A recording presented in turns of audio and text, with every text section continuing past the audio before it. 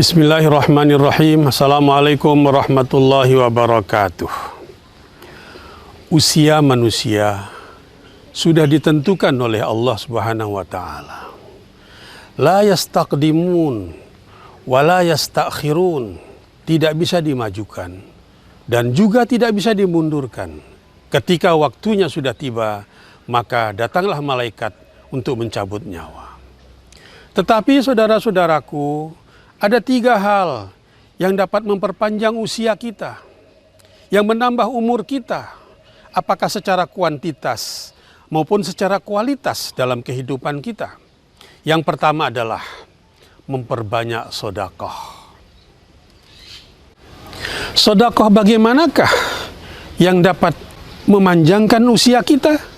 Tentu sedekah yang kita berikan dengan tulus dan ikhlas. Saudaraku, setiap sesuatu yang berkaitan dengan hablum minallah pasti disertai dengan hablum minan nas. Aqimus shalah itu hablum minallah. Mengeluarkan zakat itu adalah hablum minan nas.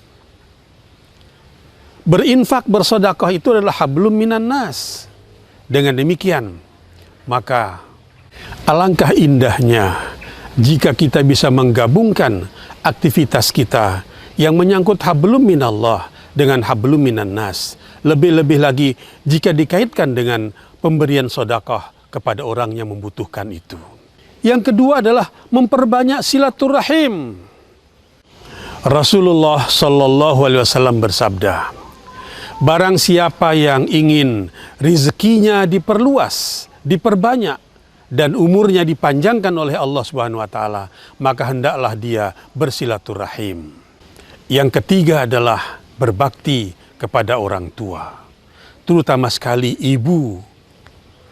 Ketika Rasulullah Shallallahu Alaihi Wasallam ditanya oleh para sahabat, kepada siapakah kami berbakti ya Rasulullah?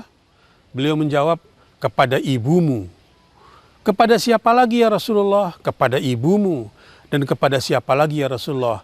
Tetap beliau menjawab, kepada ibumu. Barulah yang keempat ketika beliau ditanya, kepada siapa lagi ya Rasulullah? Beliau menjawab, kepada bapakmu. Mengapa terdapat perbedaan derajat atau tingkatan perlakuan antara ibu dengan bapak?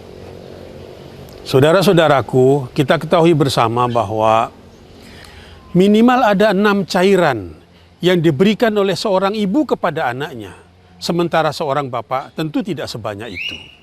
6 cairan itu adalah yang pertama nutrisi. Ketika kita berada dalam kandungan ibu kita selama 9 bulan, kita menerima nutrisi dari ibu kita melalui tali pusar yang menghubungkan antara kita dengan ibu kita. Yang kedua adalah ketika kita dilahirkan ada air ketuban yang pecah mengantarkan kita keluar dari rahim ibu kita.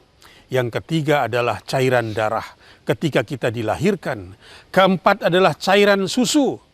Cairan air susu selama 2 tahun kita disusukan oleh ibu kita.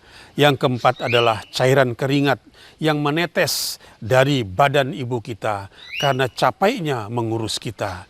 Dan yang keenam adalah cairan air mata ketika beliau berdoa ke hadapan Allah Subhanahu wa taala di tengah malam yang sunyi dengan bercucuran air mata mendoakan kepada kita agar kita menjadi anak yang berguna bagi agama, nusa dan bangsa.